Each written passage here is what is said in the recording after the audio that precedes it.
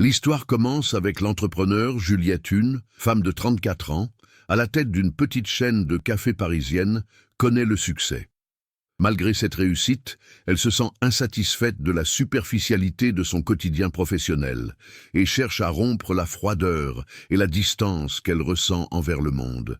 Sa vie a toujours été rythmée par les mondanités et les réunions d'affaires, mais rien ne semble l'avoir profondément touchée.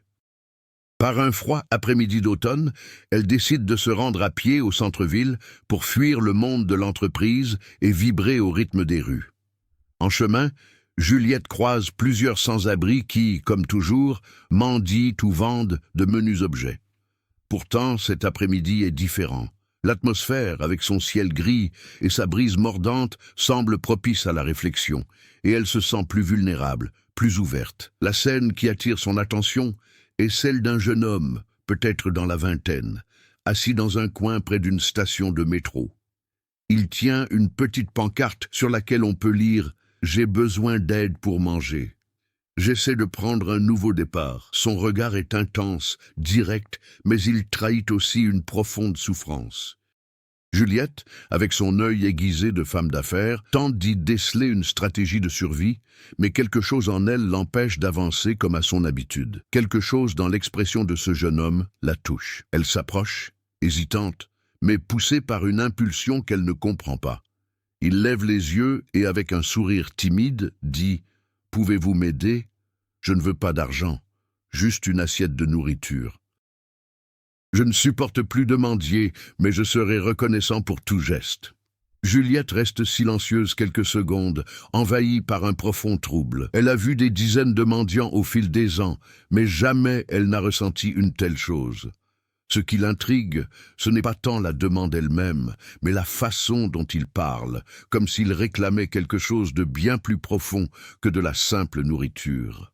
Il ne veut pas être traité comme un misérable, il aspire à un peu de dignité. Juliette se retrouve alors sans voix. Comment réagir ?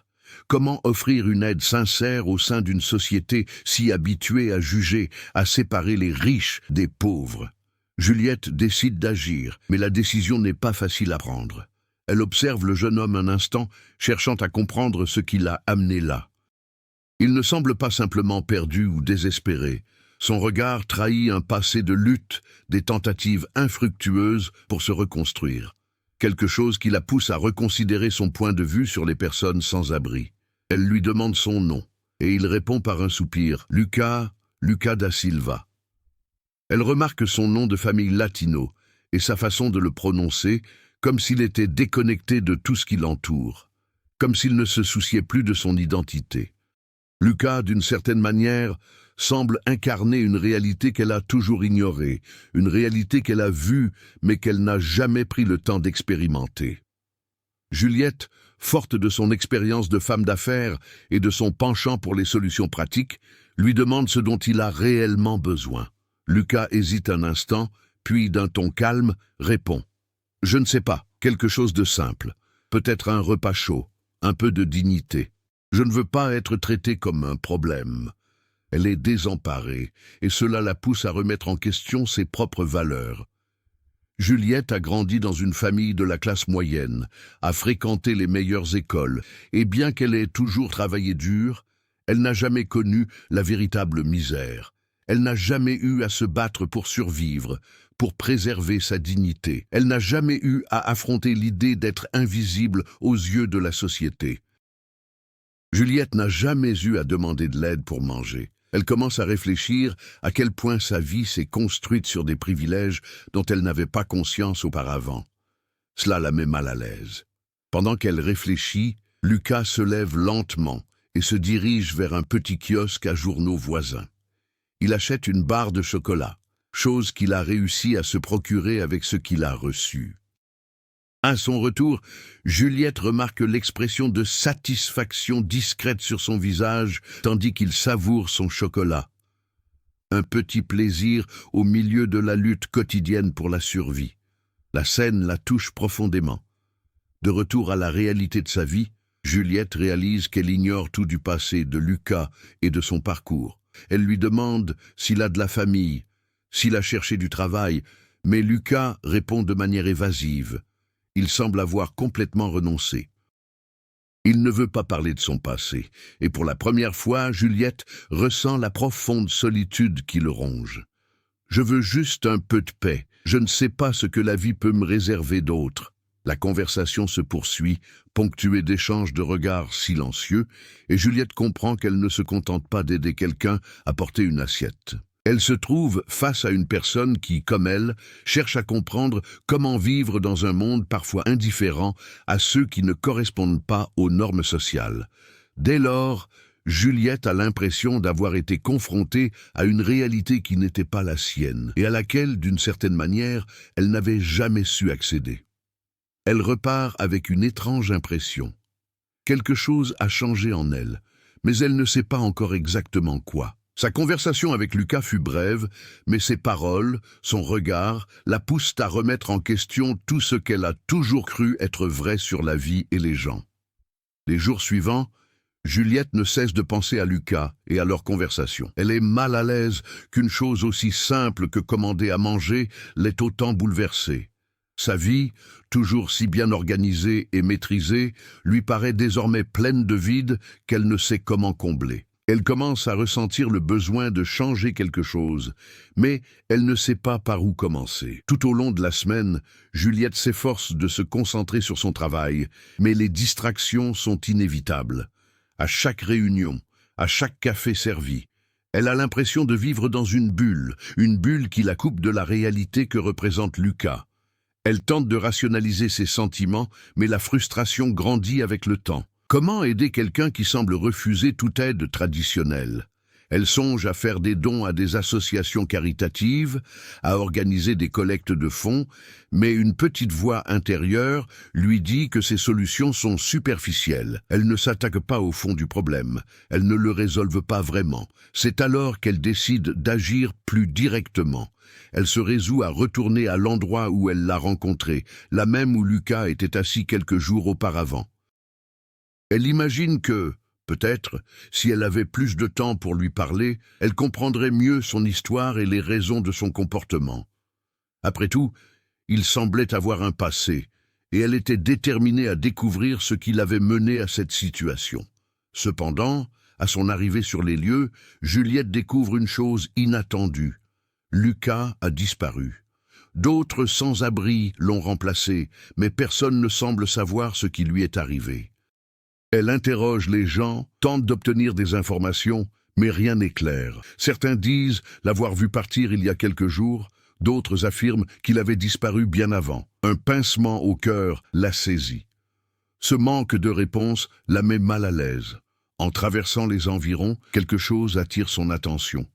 Un petit carnet posé au sol, partiellement recouvert de feuilles mortes. Elle s'accroupit et le ramasse. En l'ouvrant, elle découvre des notes, des dessins et même des phrases écrites de façon désordonnée comme les pensées d'une personne perdue. Elle commence à lire et à chaque page, une étrange sensation l'envahit. Les mots semblent avoir été écrits par quelqu'un qui souffre énormément, quelqu'un qui tente de comprendre sa propre existence. Rien n'indique explicitement qu'il a écrit, mais le style d'écriture lui fait penser à Lucas. Ces mots semblent venir de quelqu'un qui, comme lui, cherche quelque chose de plus dans un monde qui ne sait pas comment l'aider.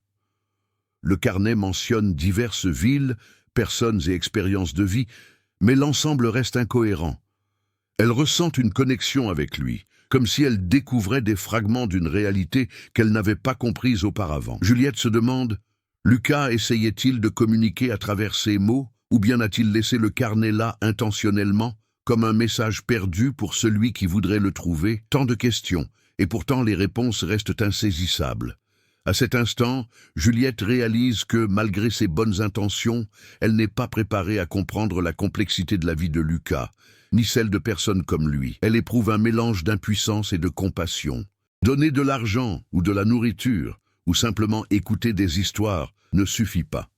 Elle commence à comprendre que, pour vraiment aider, il faut quelque chose de plus profond. Accepter la complexité de la vie de chacun, sans jugement, sans vouloir tout résoudre d'un coup. Et face à cette prise de conscience, elle se sent plus perdue que jamais. Que faire maintenant? Les jours suivants, Juliette tente de prendre du recul, se persuadant que sa rencontre avec Lucas n'était qu'un épisode passager, quelque chose qui ne devrait pas l'affecter autant.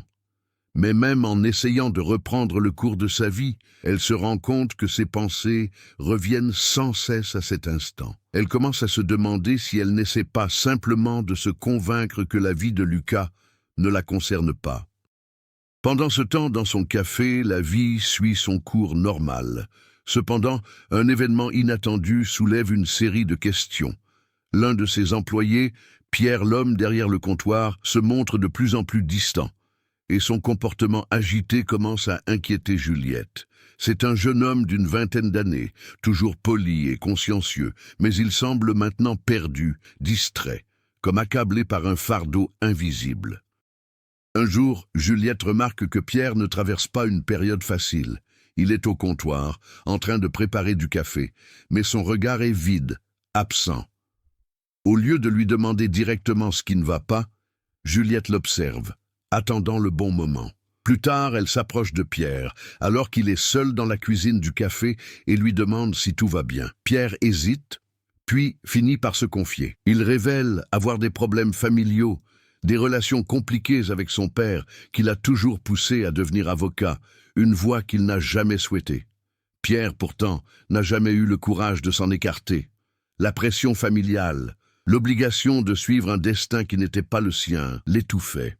Comme beaucoup de jeunes, il se sentait perdu, sans savoir quelle direction prendre. Juliette écoute attentivement, et un élément de son récit la pousse à réfléchir à la façon dont elle-même, malgré son indépendance financière, était prisonnière des attentes et des pressions. D'un côté, elle tenait un café florissant, mais de l'autre, elle ressentait un besoin impérieux de quelque chose de plus profond et d'authentique. La pression de sa vie professionnelle et la nécessité de prouver sa valeur en tant que femme d'affaires la consumaient de plus en plus. Elle pense à la peur de Pierre, de perdre l'amour et l'acceptation de sa famille, tout comme elle craint de perdre sa place dans le monde des affaires. Ils partagent une souffrance similaire, mais l'expriment différemment. Une souffrance invisible aux yeux de la société, camouflée par le succès ou les apparences. Pendant ce temps, l'absence de Lucas continue de peser lourdement sur Juliette. Jour après jour, elle retourne à l'endroit où elle l'a rencontré, mais il n'apparaît pas. Elle se demande ce qui a bien pu lui arriver. A-t-il quitté la ville ou attendait-il simplement quelque chose qui ne viendrait jamais? Mais en même temps, elle a le sentiment que son histoire est inachevée et cela la trouble profondément. Quelque chose en elle a encore besoin d'une explication, d'une conclusion. Dans ce processus, Juliette commence à comprendre que son propre conflit est plus complexe qu'elle ne l'imaginait. Elle veut aider, mais ne sait pas comment. Et plus encore, elle commence à remettre en question sa propre vie, ses choix. La superficialité de son existence devient plus évidente lorsqu'elle s'implique dans la vie de personnes comme Pierre et Lucas. Elle se trouve à un tournant. Peut-être vit-elle une vie qu'elle n'a pas vraiment choisie, mais qu'elle a simplement suivie. À présent, elle ressent l'urgence de changer de cap, mais elle ignore encore quelle direction prendre. Les complexités des relations, les pressions sociales et le dilemme intérieur de Juliette s'entremêlent, tissant une toile d'incertitude. Elle réalise qu'elle n'est pas seule dans sa quête de sens, mais se sent simultanément éloignée des autres, comme s'il n'existait pas de réponse simple aux questions qui jalonnent son existence. La recherche de l'authenticité, de ce qui peut véritablement unir les êtres, semble être le grand défi qu'elle devra relever. La vie de Juliette suit son cours trépidant, mais son dilemme intérieur ne cesse de s'amplifier. Elle se retrouve tiraillée entre la responsabilité de gérer son entreprise et le désir de donner un sens plus profond à sa vie.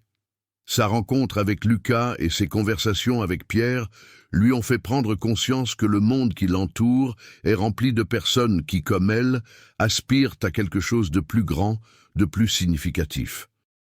Mais elle ignore encore comment concrétiser ce changement.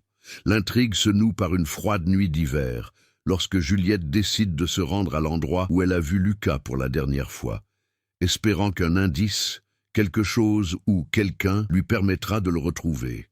À son arrivée, elle remarque quelque chose d'inhabituel. Le carnet de Lucas a disparu. Un sentiment de déjà-vu l'envahit, comme si ce moment était le signe d'une découverte importante. Elle décide de poursuivre sa marche, sans but précis, suivant simplement son intuition. Soudain, quelque chose attire son attention. Une silhouette familière se tient là, de dos, au milieu de la rue, le regard perdu à l'horizon. À mesure que Juliette s'approche, son cœur s'emballe. Là, devant elle, se trouve Lucas. Il a changé. Il est plus maigre, le regard marqué par la fatigue, mais il arbore toujours la même expression, celle de quelqu'un qui porte le poids du monde. Elle hésite, puis s'approche. Lucas la voit et, un instant, semble surpris, comme si elle était une présence inattendue dans son monde. « Tu es de retour ?» dit-il d'une voix douce, mais empreinte d'une tristesse que Juliette ne peut ignorer. Elle s'approche alors, poussée par un élan d'aide. Il semble avoir perdu espoir, mais en même temps, quelque chose en lui laisse croire qu'il a encore une chance de recommencer. « Je t'attendais. Je savais que tu reviendrais. » dit Lucas, en fixant Juliette droit dans les yeux avec une intensité qui la déconcerte. Juliette, muette, tente de comprendre. Que veut-il dire? Comment savait-il qu'elle reviendrait? Elle essaie de poser la question, mais Lucas l'interrompt, comme s'il accomplissait une mission silencieuse. « Je savais que d'une manière ou d'une autre, tu me retrouverais. Je t'ai laissé ce carnet pour que tu saches que quelqu'un écoutait. » Juliette, sous le choc, tente de comprendre les paroles de Lucas. Le carnet, les messages, tout ce qu'elle lit prend un sens nouveau. Il avait essayé de communiquer avec elle depuis le début, sans qu'elle s'en rende compte. Il savait qu'elle avait besoin de plus, de quelque chose qui dépassait ses espérances. Leur rencontre n'était pas un hasard, c'était le fruit d'un cheminement commun, un chemin qu'elle ne pouvait plus ignorer. Je savais que tu pouvais m'aider, Juliette. Tu cherches quelque chose de plus grand que ce monde des affaires et des apparences. Tu m'as trouvé, non par hasard, mais parce que tu es prête à voir ce qui compte vraiment. Juliette est submergée par un tourbillon d'émotions. Elle savait que quelque chose allait changer, mais elle n'avait pas imaginé que ce serait ainsi, d'une manière si profonde et inattendue. Elle comprend que sa véritable mission n'est pas seulement d'aider Lucas ou qui que ce soit d'autre, mais de comprendre la complexité de chaque être humain et l'impact de nos choix sur la vie de ceux qui nous entourent. La révélation de Lucas la touche profondément, d'une manière qu'elle n'aurait jamais cru possible. Elle ignorait ce qu'il voulait lui demander, mais elle savait qu'elle devait, d'une façon ou d'une autre, poursuivre ce cheminement. L'histoire de Lucas, son combat, faisait désormais partie de la sienne. Elle savait que, d'une manière ou d'une autre, cela transformerait sa vie à jamais. La rencontre avec Lucas fut bien plus qu'une révélation pour Juliette. Ce fut le tournant qui l'amena à envisager sa propre vie sous un jour nouveau.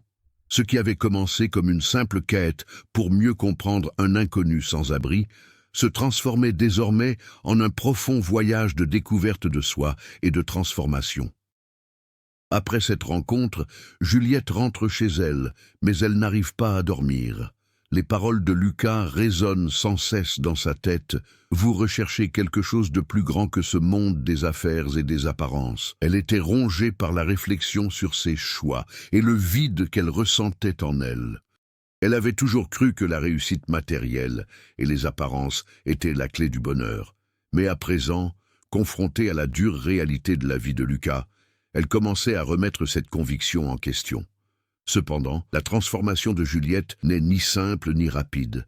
Elle commence à se comporter différemment au travail, se montrant plus attentive à ses employés, plus disposée à écouter leurs histoires et à comprendre leurs difficultés. Pierre, son employé, remarque ce changement et se rapproche d'elle, lui confiant ses propres doutes. Elle aussi, de son côté, commence à s'ouvrir davantage à lui, révélant qu'elle n'est pas à l'abri de ses propres craintes. Cependant, la plus grande conséquence de son parcours est encore à venir. Juliette réalise que son café, qui n'a toujours été qu'un simple commerce, a désormais le potentiel de devenir bien plus qu'un simple lieu d'échange, un espace accueillant, un lieu d'écoute et de véritables rencontres. Elle commence à imaginer comment elle pourrait utiliser son espace pour aider non seulement les sans-abri, mais aussi ceux qui, comme elle, se sentent perdus dans une vie sans but. Elle partage ses idées avec ses employés et leur propose un nouveau concept pour le café des connexions. Un lieu où l'on peut non seulement déguster un bon café, mais aussi participer à des activités qui favorisent la connaissance de soi et la solidarité. Cependant, la réaction des autres n'est pas unanime. Certains employés ne comprennent pas l'idée de Juliette et la perçoivent comme une tentative de résoudre des problèmes qui ne sont pas les siens. De plus, son partenaire, Antoine Juliette, pragmatique et soucieuse de rentabilité, se montre sceptique. Elle remet en question la viabilité du nouveau concept, arguant que l'entreprise a besoin de résultats financiers solides et non de bonnes intentions.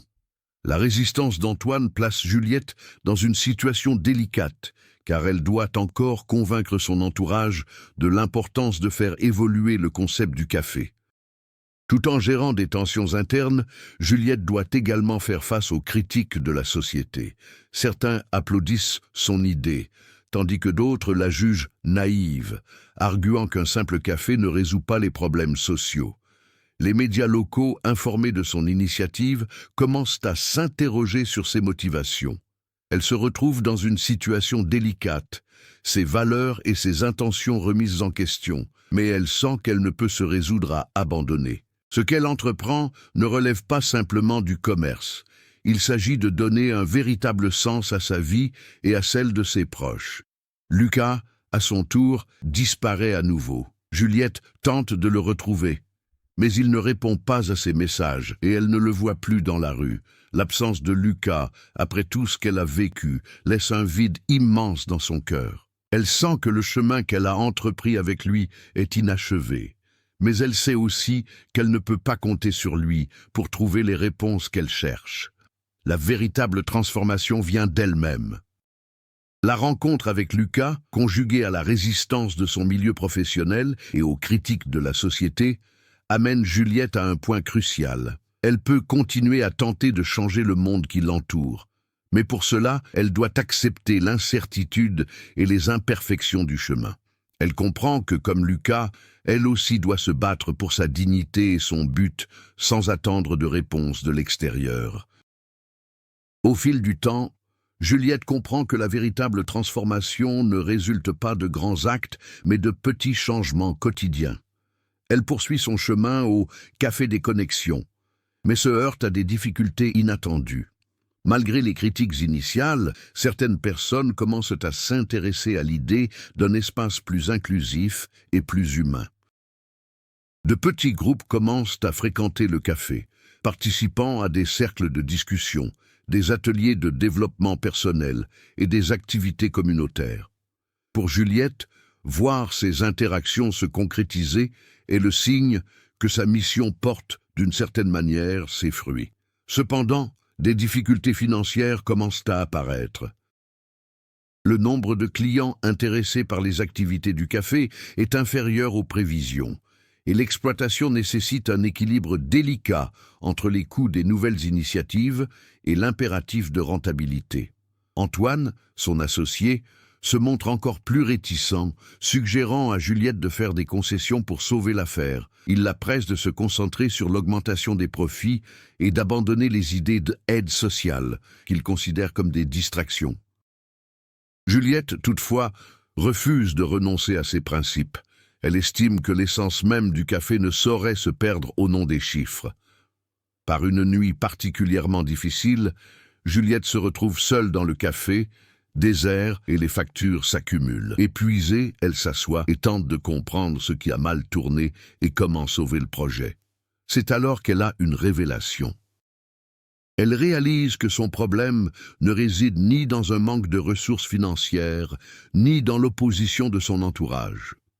Le problème, c'est un manque d'authenticité dans sa démarche. Juliette a compris que pour que le café soit authentique et ait un véritable impact sur les gens, il doit refléter ses convictions profondes sans qu'elle se soucie outre mesure de l'approbation des autres. Elle entreprend de réorganiser ses priorités, plaçant l'essentiel au cœur de son activité, créer un environnement où chacun se sent accueilli, sans jugement, quelle que soit son origine sociale, sa profession ou son histoire. Au lieu de continuer à proposer des événements axés sur le développement personnel et l'entraide comme un produit à consommer, Juliette décide que la véritable vocation du café sera d'être un lieu de rencontre et d'échange.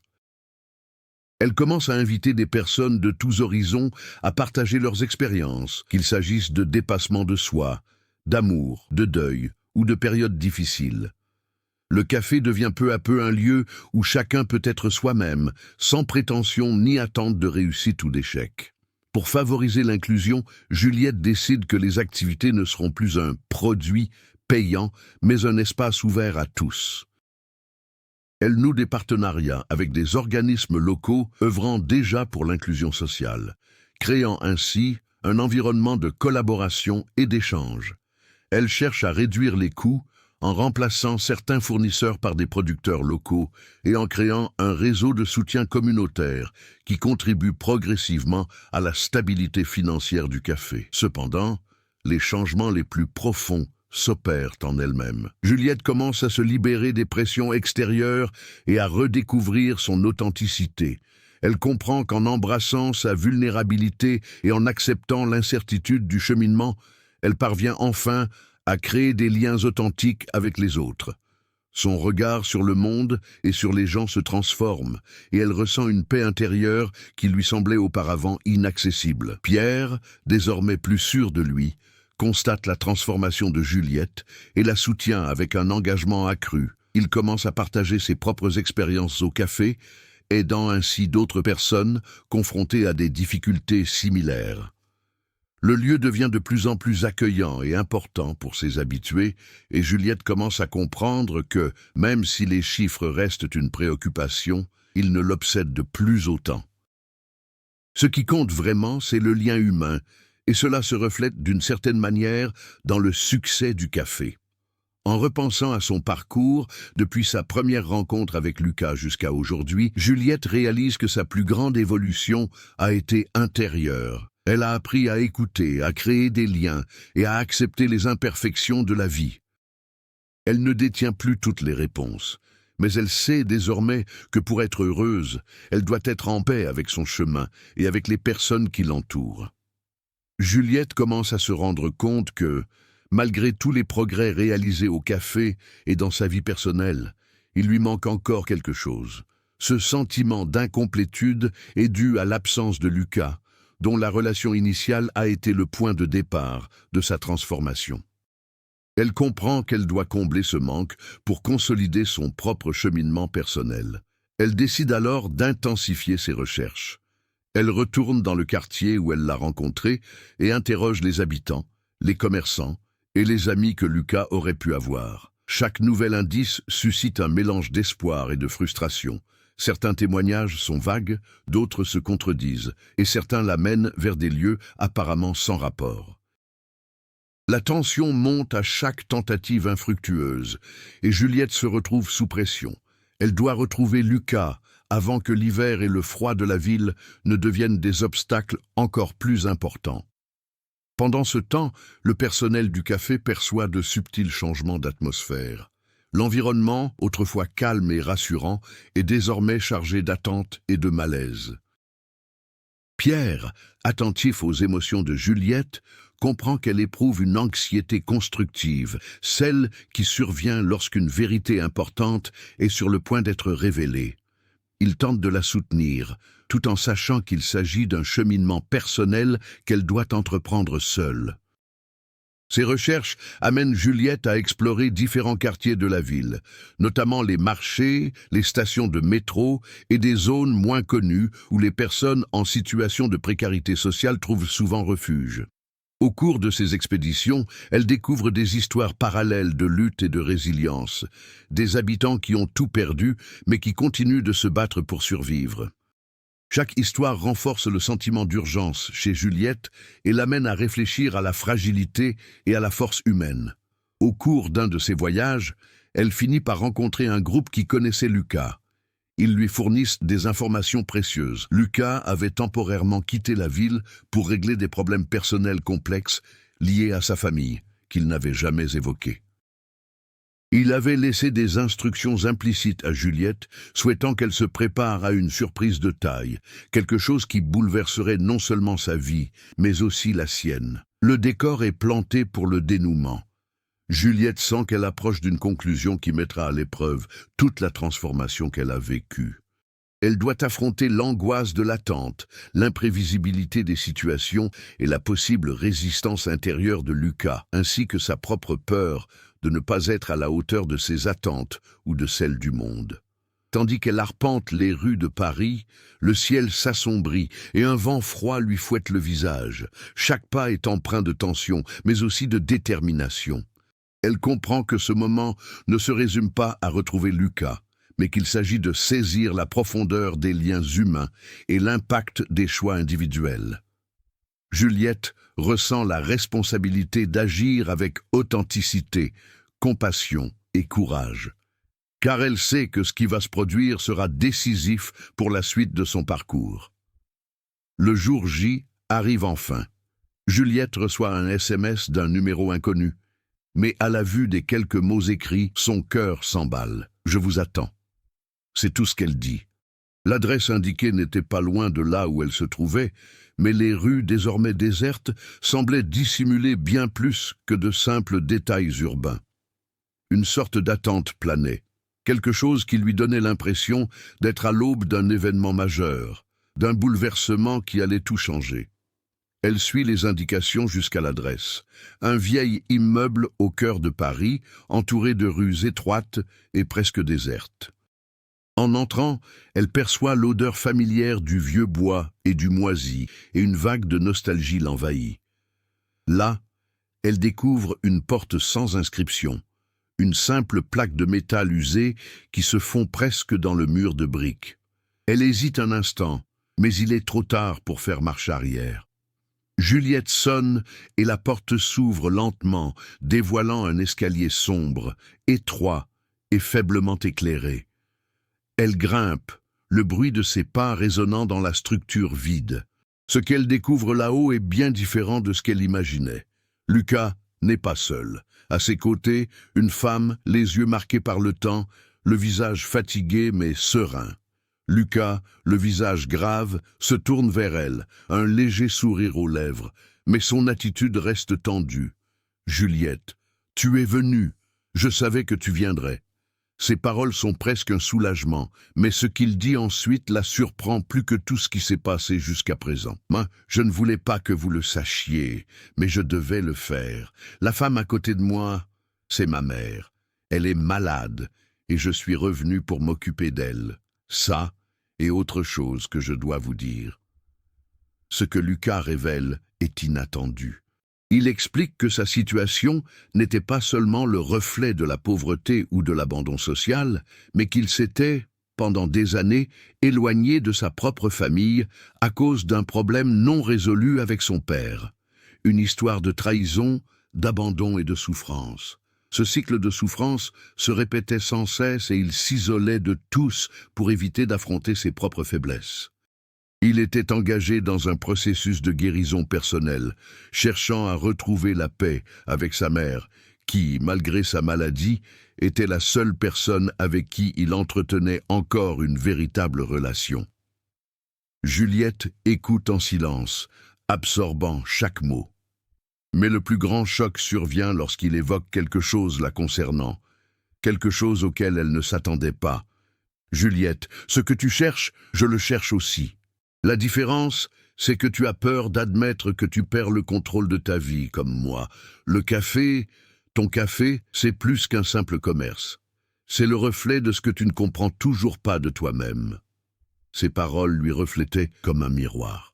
Juliette avait toujours été tellement obsédée par la réussite qu'elle n'avait jamais réalisé le vide que cela creusait en elle. Elle voyait le café comme le reflet de ce qui aurait pu être, jamais comme un lieu de guérison.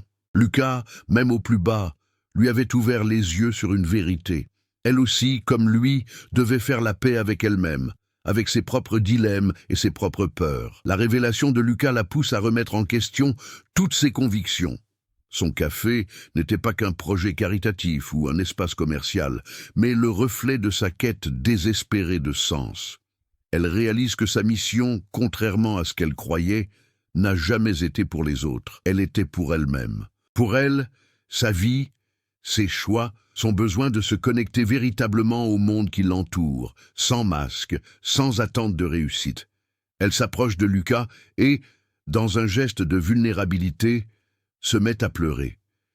Des larmes de soulagement, de douleur et de prise de conscience.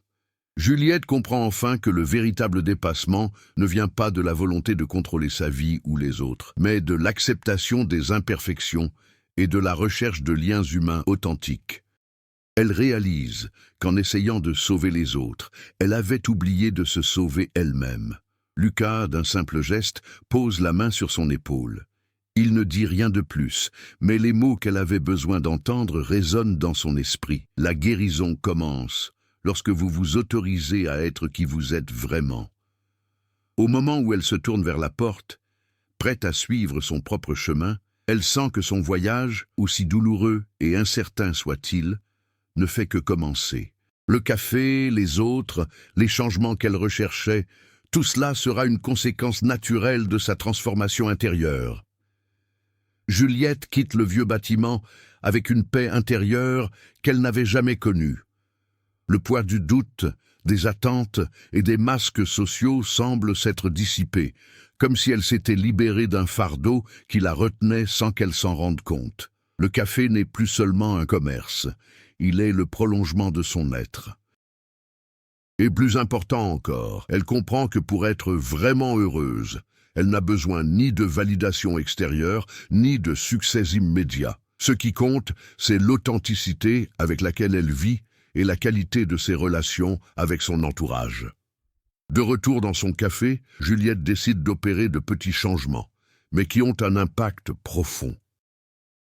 L'espace, autrefois simple lieu de consommation et de commodité, devient un point de rencontre pour tous, quelles que soient leurs origines ou leur histoire. Elle s'investit davantage dans la création d'une atmosphère chaleureuse, mais aussi dans le développement d'un véritable esprit de communauté où chacun se sent chez soi, peut écouter les histoires des autres et retrouver l'espoir en l'humanité.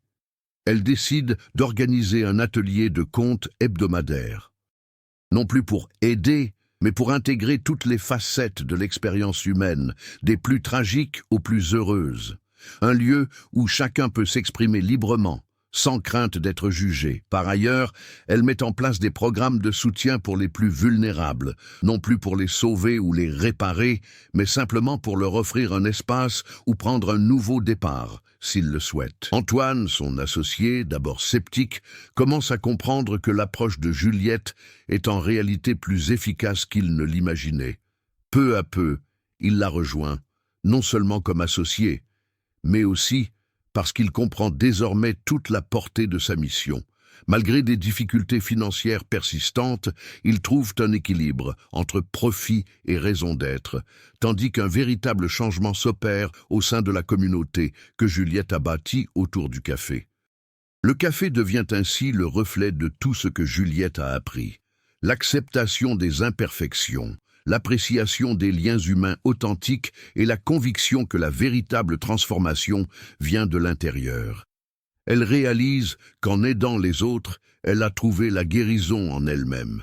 Et ce faisant, elle a créé bien plus qu'un simple commerce.